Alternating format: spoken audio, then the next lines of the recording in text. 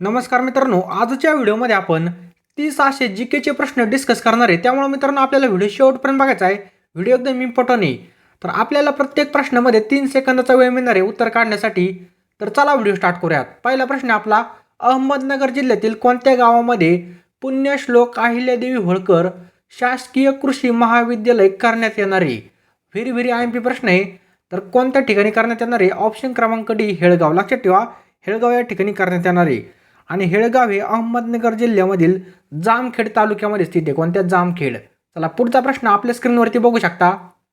पालघर जिल्ह्यातील सूर्यमाळ हे थंड हवेचे ठिकाण कोणत्या तालुक्यामध्ये? काय प्रश्न आहे आपला? जे काय पालघर जिल्हा आहे त्यामधील सूर्यमाळ हे थंड हवेचे ठिकाण कोणत्या ठिकाणी स्थित आहे? चला पटकन आन्सर द्यायचा. आपल्याला 3 सेकंद मिळणार आहेत. सर्वांनी बरोबर चॉईस केला. ऑप्शन क्रमांक सी मोखाडा. कोणत्या ठिकाणी स्थित आहे? मोखाडा या ठिकाणी स्थित आहे. मोखाडा तालुक्यातील सूर्यमाळ हे गाव 2011च्या जनगणनेनुसार 1196 लोकसंख्येचं गाव आहे आणि ते पालघरपासून 78 किलोमीटर लांब आहे. किती? 78. चला 3 नंबरचा प्रश्न काय बघू शकता. पालघर जिल्ह्यातील कोणतं ठिकाण मत्स्य व्यवसायाचं प्रमुख केंद्र आहे? व्हेरी व्हेरी आयएमपी प्रश्न आहे. पालघर जिल्ह्यातील कोणतं ठिकाण आहे मत्स्य व्यवसायाचं प्रमुख केंद्र आहे? पटकन आन्सर देण्याचा प्रयत्न करायचा. आपल्याला 3 सेकंद मिळणार आहेत. चला पटकन आन्सर चॉईस करायचं. सर्वांनी बरोबर चॉईस केलेलं आहे. ऑप्शन क्रमांक सी सातपाटी. कोणतं आहे? सातपाटी हे मत्स्य व्यवसायाचं प्रमुख केंद्र आहे. आणि बघा, सातपाटी हे पश्चिम किनारपट्टीवरील प्रमुख मासेमारी केंद्रापैकी एक आहे आणि ते मुंबईच्या उत्तरेला 80 किलोमीटर, किती? 80 किलोमीटर पालघर जिल्ह्यामध्ये स्थित आहे.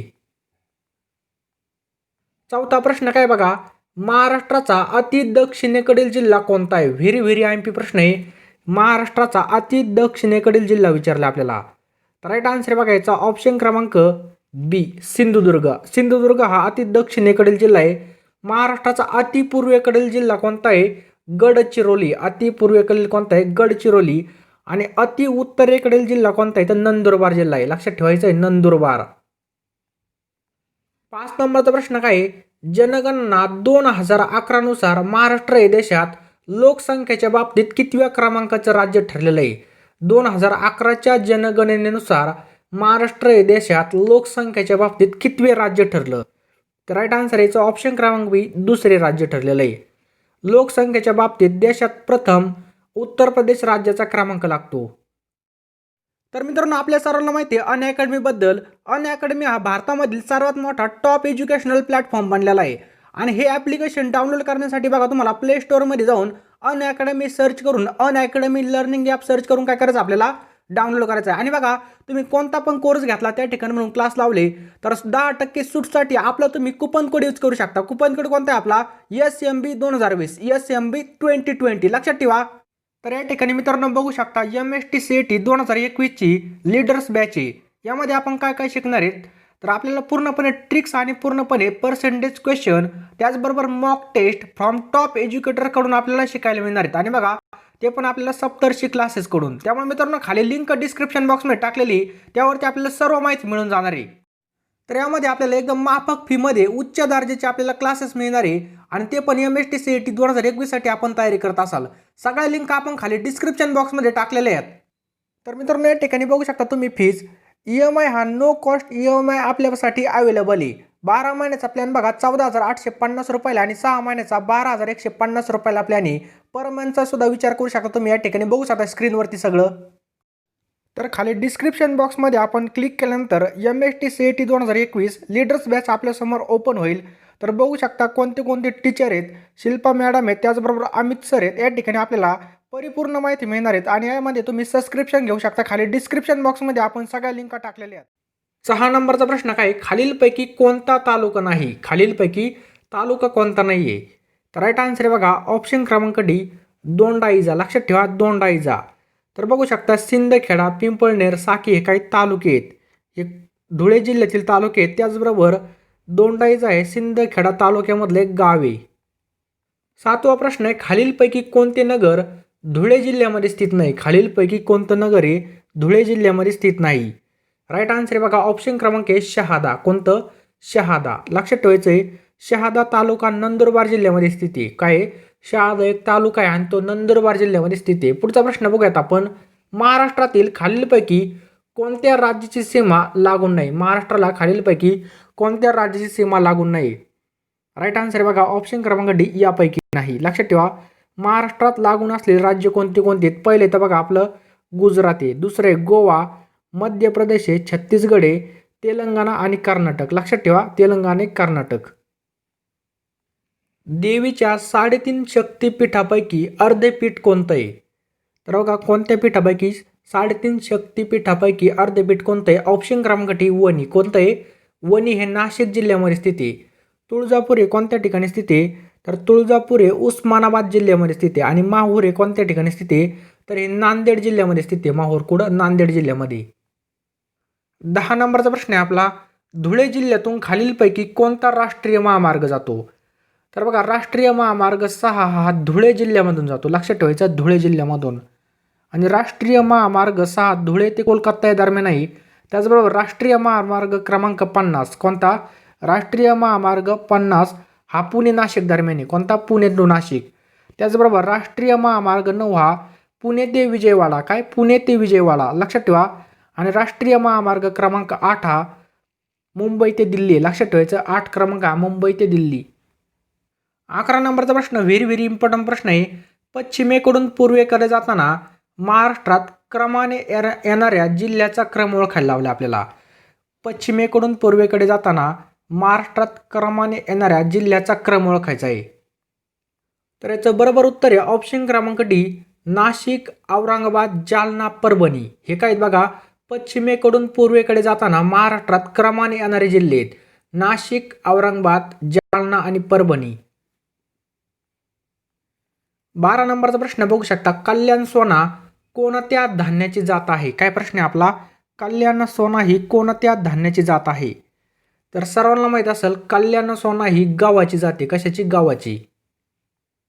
महाराष्ट्रात खालीलपैकी कोणत्या जिल्ह्यात सर्वाधिक महानगरपालिका आहेत? काय प्रश्न आहे आपला? महाराष्ट्रात खालीलपैकी कोणत्या जिल्ह्यामध्ये सर्वाधिक महानगरपालिका आहेत? तर सर्वाधिक महानगरपालिका ही ठाणे जिल्ह्यामध्ये स्थित आहेत. कोणत्या? ठाणे. 14 नंबरचा प्रश्न बघू शकता, यापैकी कोणत्या जिल्ह्याची सीमा वर्धा जिल्ह्याला लागून नाही? यापैकी कोणत्या जिल्ह्याची सीमा ही वर्धा जिल्ह्याला लागून नाही? तर राईट आन्सर आहे ऑप्शन क्रमांक बी भंडारा. लक्षात ठेवायचं आहे भंडारा. आणि बघा वर्धा जिल्ह्याला लागून असलेले जिल्हे कोणते कोणते आहेत? पहिला बघा अमरावती, त्यानंतर आहे यवतमाळ, अमरावती, यवतमाळ, नागपूर आणि चंद्रपूर. हे काय आहेत? वर्धा जिल्ह्याला लागून असलेले जिल्हे आहेत. पुढचा प्रश्न बघूयात आपण, खालीलपैकी कोणता राष्ट्रीय महामार्ग वर्धा जिल्ह्यातून जात नाही? खालीलपैकी कोणता राष्ट्रीय महामार्ग वर्धा जिल्ह्यामधून जात नाही? व्हेरी व्हेरी इम्पॉर्टंट प्रश्न आहे. तर बघा कोणता जात नाही? ऑप्शन क्रमांक सी NH3. काय? NH3 हा महामार्ग वर्धा जिल्ह्यामधून जात नाही. लक्षात ठेवायचं आहे NH7 खूप महत्त्वाचा आहे. NH7 हा वाराणसी टू, इथं बघा NH7 आलेला आहे, हा वाराणसी टू कोणत्या दरम्यान जातो? कन्याकुमारी. NH16 हा निझामाबाद ते जगदाळपूर या ठिकाणी. आणि बघा NH3 हा कोणता महामार्ग आहे? मुंबई टू आग्रा. लक्षात ठेवा मुंबई टू आग्रा. 16 नंबरचा प्रश्न आहे, सेवाग्राम गावाचं जे काही पूर्वीचं नाव विचारलं आपल्याला, तर सेवाग्राम गावाचं पूर्वीचं नाव काय होतं? शेगाव होतं. काय होतं? शेगाव होतं. सेवाग्राम हे वर्धा जिल्ह्यामधील एक गाव आहे. त्या ठिकाणी महात्मा गांधीचा आश्रम आहे. आणि या ठिकाणी बघा गांधीजींनी 1936 पासून तर 1948 पर्यंत, केव्हा? 1936 ते 48 पर्यंत या ठिकाणी राहत होते. 17 नंबरचा प्रश्न बघू शकता, गिरिजा ही कोणत्या पिकाची प्रमुख जात आहे? गिरिजा ही कोणत्या पिकाची प्रमुख जात आहे? व्हेरी व्हेरी इम्पॉर्टंट प्रश्न आहे. तर राईट आन्सर आहे बघा ऑप्शन क्रमांक 4, ऑप्शन क्रमांक डी एरंडी. लक्षात ठेवा एरंडी. ऊसाच्या जाती कोणत्या कोणत्या आहेत? खूप महत्त्वाचं आहे. तर ऊस या पिकाच्या जाती आहेत संजीवनी, संपदा, त्याचबरोबर संपदा झाल्यानंतर कृष्णा, फुले सावित्री. त्याचबरोबर करडी पिकाच्या जाती कोणत्या कोणत्या आहेत? तर करडी पिकाची पहिली जाते भीमा, करडीची पहिली जाते भीमा, गिरणा, त्याचबरोबर शारदा, कुसुमा. तांदूळ पिकाच्या कोणत्या कोणत्या आहेत? तर तांदूळ पिकाच्या जातीत पहिली बघा फुले समृद्धी. लक्षात ठेवा फुले समृद्धी, रत्नागिरी, जया, पालघर, वारणा, कर्जत, तेरणा, अंबिका. हे काय आहेत? तांदूळ पिकाच्या जाती आहेत. 18 नंबरचा प्रश्न काय बघू शकता, बेडसा हे गुफा मंदिर कोणत्या जिल्ह्यामध्ये? काय प्रश्न आहे आपला? जे काय बेडसा गुफा मंदिर आहे, बेडसा गुफा मंदिर हे कोणत्या जिल्ह्यामध्ये स्थित आहे? व्हेरी व्हेरी आयएमपी प्रश्न आहे. चला पटकन आन्सर देण्याचा प्रयत्न करायचा, आपल्याला 3 सेकंद मिळतील. बेडसा हे गुफा मंदिर कोणत्या जिल्ह्यात स्थित आहे? सर्वांनी बरोबर चॉईस केला असेल. ऑप्शन क्रमांक बी पुणे. तर बघा हे काय बेडसा गुफा मंदिर आहे हे पुणे जिल्ह्यातील मावळ तालुक्यामध्ये स्थित आहे. कोणत्या? पुणे जिल्ह्यामधील जो काय मावळ तालुका आहे त्या ठिकाणी स्थित आहे. उत्तर महाराष्ट्र विद्यापीठाची स्थापना आणि स्थान कोणतं आहे? व्हेरी व्हेरी इम्पॉर्टंट प्रश्न आहे. चला पटकन आन्सर द्यायचं आहे. उत्तर महाराष्ट्र विद्यापीठाची स्थापना आणि स्थान कोणतं आहे? 1989 जळगाव. उत्तर महाराष्ट्र विद्यापीठाची स्थापना 1989 जळगाव या ठिकाणी झालेली आहे. त्याचबरोबर आपल्या पुणे विद्यापीठाची स्थापना केव्हा झालेली आहे? 1948. लक्षात ठेवा 1948ला. राष्ट्रसंत तुकडोजी महाराज विद्यापीठाची स्थापना झालेली आहे 1925ला. 1925ला. अनेर धरण कोणत्या जिल्ह्यामध्ये स्थित आहे? काय प्रश्न आहे आपला? अनेर धरण हे कोणत्या जिल्ह्यामध्ये स्थित आहे? तर अनेर धरण हे धुळे जिल्ह्यामध्ये स्थित आहे. कोणत्या? धुळे जिल्ह्यामध्ये. धुळे जिल्ह्यामध्ये आणखीन कोणकोणते धरणे आढळतात आपल्याला? तर पुरमेडा धरण बोरी नदीवरती स्थित आहे. पुरमेडा धरण हे बोरी नदीवरती स्थित आहे आणि अनेर धरण सुद्धा धुळे जिल्ह्यामध्ये स्थित आहे. पूर्व महाराष्ट्रातील विशेष चंद्रपूर आणि भंडारा जिल्ह्यातील परंपरागत जलसिंचन तलावास काय म्हणतात? पूर्व महाराष्ट्रातील विशेष चंद्रपूर आणि भंडारा जिल्ह्यातील परंपरागत जलसिंचन तलावास काय म्हणतात? तर त्याला म्हणतात मालगुजरी. काय म्हणतात त्याला? मालगुजरी. त्याचबरोबर विदर्भामधील भंडारा गोंदिया हे जिल्हे तलावांसाठी प्रसिद्ध आहेत. भंडारा आणि गोंदिया. पुण्यातील ते पुण्यश्लोक अहिल्याबाई होळकर यांचं जन्मस्थळ काय आहे? पुण्यश्लोक अहिल्याबाई होळकर यांचं जन्मस्थळ काय आहे? तर राईट आन्सर बघायचं ऑप्शन क्रमांक 2 चोंडी. काय? चोंडी आहे. लक्षात ठेवायचं आहे अहिल्याबाई होळकरांचे वडील कोण होते? मानकोजी शिंदे होते. चोंडी हे ठिकाण जामखेड तालुक्यामधले एक गाव आहे. भारतीय लष्कराची खालीलपैकी कोणती संस्था अहमदनगरमध्ये स्थित नाही? भारतीय लष्कराची खालीलपैकी कोणती संस्था अहमदनगरमध्ये स्थित नाही? तर राईट आन्सर आहे ऑप्शन क्रमांक डी आर्टिलरी सेंटर. हे कुठं आहे? नाशिकमध्ये स्थित आहे. हे अहमदनगरमध्ये स्थित नाही. खालीलपैकी कोणता तालुका अहमदनगर जिल्ह्यामध्ये नाही? खालीलपैकी कोणता तालुका हा अहमदनगर जिल्ह्यामध्ये नाही आहे? तर राईट आन्सर बघायचं ऑप्शन क्रमांक सी अकोला. अकोला हा तालुका कोणत्या ठिकाणी स्थित आहे? तर अमरावती विभागामधील एक तालुका स्थित आहे.